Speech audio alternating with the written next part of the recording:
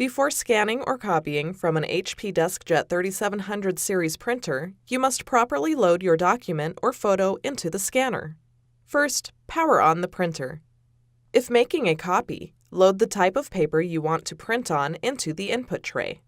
Load the photo or document you want to scan or copy into the scanner, print side up. Make sure the edge of the document or photo is straight and flush against the paper guide on the right side of the scanner.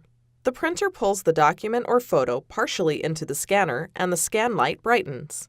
If the scanner is not pulling in the document or photo, remove it from the scanner and reload it, holding it from a different location and loading it with a slightly different angle. With your document or photo properly loaded, scan from your computer with HP or third-party scanning software.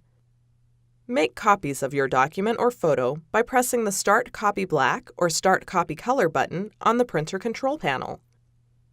To increase the number of copies, press the button the same number of times as the number of copies you want to print.